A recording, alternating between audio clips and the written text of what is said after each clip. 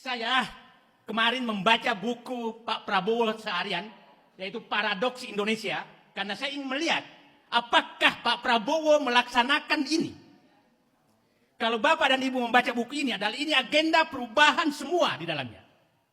Tidak ada keberlanjutan apapun dari program Jokowi yang ada di dalam buku ini.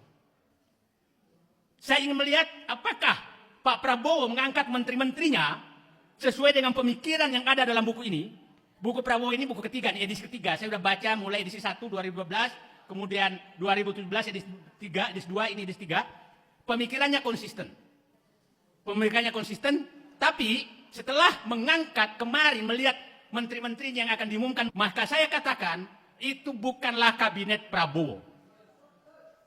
Karena sangat berbeda dengan pemikiran yang ada di sini. Sangat berbeda dengan pemikiran yang di sini.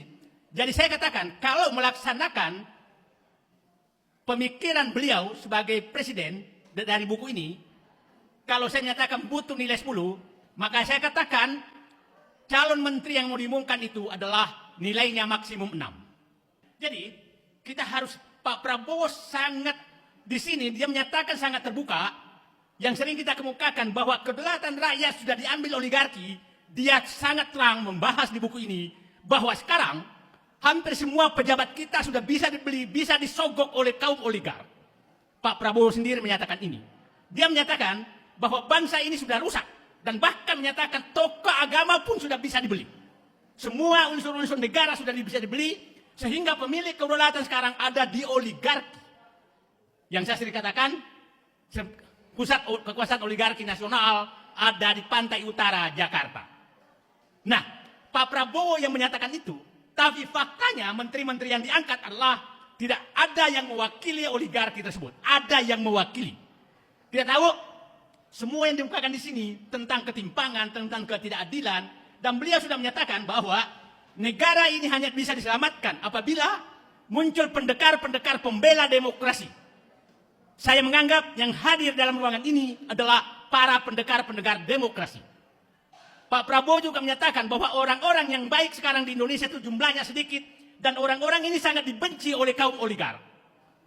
Orang-orang ini akan dihabisi oleh mereka, karena mereka butuh pemimpin yang bisa dijadikan boneka oleh mereka, yang bisa disogok oleh mereka. Dan kelihatannya 10 tahun terakhir, mereka menjadikan Jokowi sebagai boneka mereka, dan mereka berhasil dalam hal ini. Pertanyaannya, apakah Prabowo akan menjalankan buku ini? Pemikiran dia? Ataukah Prabowo masih dibawa bayang-bayang Mukidi, Mulyono? Prabowo, saya berharap kemarin Pak Prabowo itu menjadi merdeka. Saya berharap, karena saya lihat jadwalnya, Pak Prabowo mengantar Jokowi ke bandara setelah penyambutan di istana, mengantar dia ke ke Halim. Mudah-mudahan saat itu adalah pandangan terakhir Prabowo kepada Jokowi yang sudah merusak bangsa ini. Dan Prabowo harus menyatakan niatnya bahwa kulepaskan kau demi keselamatan bangsaku, dan aku menjadi Prabowo yang sebenarnya, yang lepas dari kalian Mukudi. Itu yang saya harapkan terjadi. Mudah-mudahan jiwa patriotisme dan nasionalisme Prabowo bangkit dan membuang semua virus-virus Jokowi dalam darahnya, dalam pikirannya, dalam otaknya, bahkan dalam mimpinya pun harus tidak muncul. Karena saya menganggap Jokowilah yang merusak semua bangsa ini, Jokowilah yang merusak Prabowo, sehingga dia lari dari pemikiran dia. Prabowo, Bapak Presiden Prabowo, pemikiran Anda saya baca dan saya ikuti, dan hampir 100% saya setuju pemikiran Anda. Tapi saya sangat sedih bahwa Bapak seorang jenderal, mantan pemimpin pasukan khusus, bisa terkalahkan oleh pengaruh Jokowi. Saya berharap hari ini Bapak lepaskanlah Jokowi pulang ke kampungnya, dan hilangkanlah bayang-bayang Jokowi di dalam diri Bapak, agar Bapak bisa memimpin bangsa ini. Kalau perlu, kalau memang si Fufu Papa itu mengganggu, maka rakyat Indonesia akan menyingkirkan dia dari sekitar Bapak. Bapak dan Ibu setuju? Singkirkan virus Jokowi dari sekitar penguasa negara, termasuk Fufu Papa.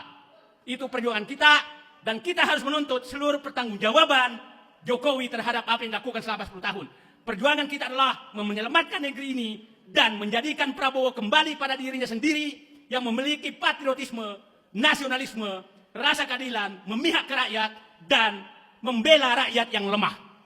Beliau sudah menyatakan dalam bukunya ini bahwa setiap orang yang membela rakyat lemah, rakyat miskin, rakyat tersingkirkan, itu pasti dimusuhi oleh para konglomerat, para oligark. Jadi saya sangat tidak heran, tidak heran kalau oligarki mengejar-ngejar saya, karena memang mereka sedang panen-panen terakhir lewat PSN yang dibuat Jokowi. Dan saya berharap Prabowo, saya ingatkan lagi di panggung ini, saya mengatakan Pak Prabowo menyatakan mau mati di atas kebenaran membela rakyat. Maka saya menyatakan kalau mau mati membela rakyat, tempat mati yang pertama adalah PSN PIK 2, Rempang, dan Ibu Kota Negara. Disinilah kami menunggu langkah Pak Prabowo untuk menyelesaikan bangsa ini. Jadi itu saya pikir banyak sekali hal-hal, dan saya berharap kuncinya hanya satu, bersihkan dirimu hai Presiden Jenderal TNI Purnawirawan Prabowo dari pengaruh Jokowi yang sudah merusak bangsa ini. Terima kasih. Assalamualaikum warahmatullahi wabarakatuh.